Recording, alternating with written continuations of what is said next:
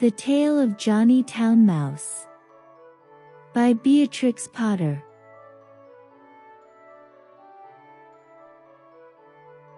Johnny Town Mouse was born in a cupboard. Timmy Willie was born in a garden. Timmy Willie was a little country mouse who went to town by mistake in a hamper. The gardener sent vegetables to town once a week by carrier. He packed them in a big hamper. The gardener left the hamper by the garden gate so that the carrier could pick it up when he passed. Timmy Willie crept in through a hole in the wickerwork, and after eating some peas, Timmy Willie fell fast asleep.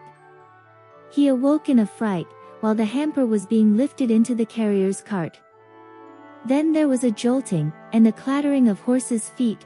Other packages were thrown in, for miles and miles, jolt, jolt, jolt. And Timmy Willie trembled amongst the jumbled up vegetables. At last the cart stopped at a house, where the hamper was taken out, carried in, and set down. The cook gave the carrier sixpence, the back door banged, and the cart rumbled away. But there was no quiet. There seemed to be hundreds of carts passing. Dogs barked, boys whistled in the street, the cook laughed, the parlor maid ran up and downstairs, and the canary sang like a steam engine. Timmy Willie, who had lived all his life in a garden, was almost frightened to death. Presently the cook opened the hamper and began to unpack the vegetables. Out sprang the terrified Timmy Willie.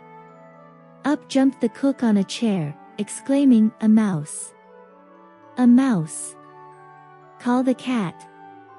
Fetch me the poker, Sarah!" Timmy Willie did not wait for Sarah with the poker.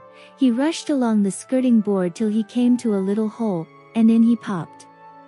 He dropped half a foot, and crashed into the middle of a mouse dinner party, breaking 3 glasses.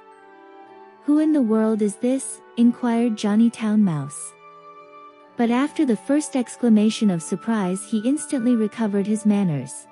With the utmost politeness he introduced Timmy Willie to 9 other mice, all with long tails and white neckties. Timmy Willie's own tail was insignificant. Johnny Town Mouse and his friends noticed it, but they were too well bred to make personal remarks. Only one of them asked Timmy Willie if he had ever been in a trap. The dinner was of 8 courses, not much of anything, but truly elegant. All the dishes were unknown to Timmy Willie, who would have been a little afraid of tasting them, only he was very hungry, and very anxious to behave with company manners. The continual noise upstairs made him so nervous, that he dropped a plate. "Never mind, they don't belong to us," said Johnny. "Why don't those youngsters come back with the dessert?" It should be explained that 2 young mice, who were waiting on the others, went skirmishing upstairs to the kitchen between courses. Several times they had come tumbling in, squeaking and laughing. Timmy Willie learnt with horror that they were being chased by the cat. His appetite failed, he felt faint. "Try some jelly?" said Johnny Town Mouse. "No. Would you rather go to bed? I will show you a most comfortable sofa pillow." The sofa pillow had a hole in it. Johnny Town Mouse quite honestly recommended it as the best bed, kept exclusively for visitors. But the sofa smelt of cat. Timmy Willie preferred to spend a miserable night under the fender. It was just the same next day.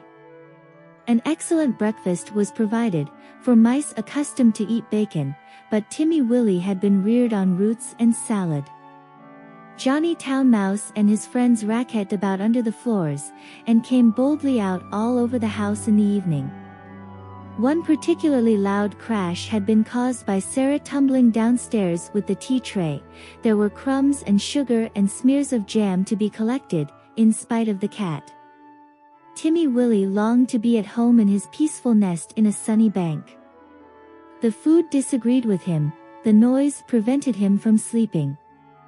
In a few days he grew so thin that Johnny Town Mouse noticed it and questioned him. He listened to Timmy Willie's story and inquired about the garden. "It sounds rather a dull place. What do you do when it rains? When it rains, I sit in my little sandy burrow and shell corn and seeds from my autumn store. I peep out at the throstles and blackbirds on the lawn, and my friend Cock Robin. And when the sun comes out again, you should see my garden and the flowers, roses and pinks and pansies, no noise except the birds and bees, and the lambs in the meadows. There goes that cat again, exclaimed Johnny Town Mouse. When they had taken refuge in the coal cellar, he resumed the conversation. I confess I am a little disappointed.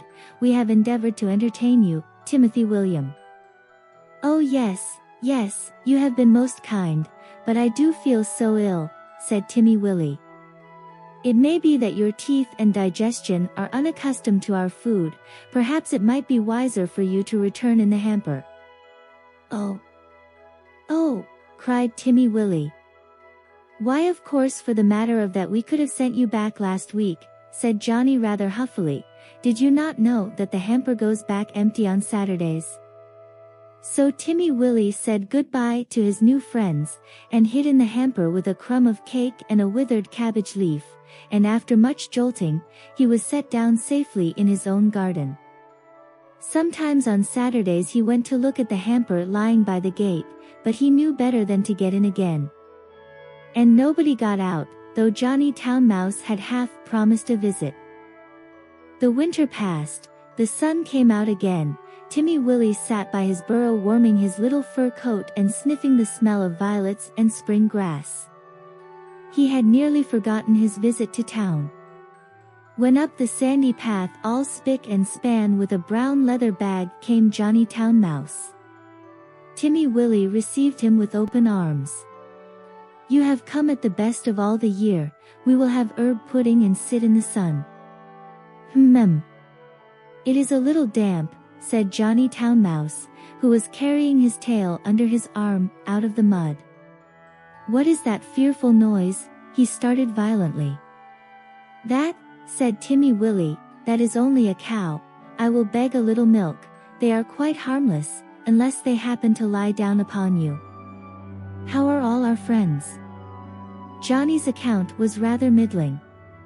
He explained why he was paying his visit so early in the season.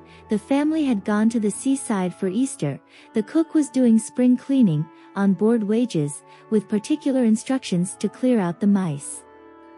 There were 4 kittens, and the cat had killed the canary. They say we did it, but I know better, said Johnny Town Mouse. Whatever is that fearful racket? That is only the lawn mower. I will fetch some of the grass clippings presently to make your bed.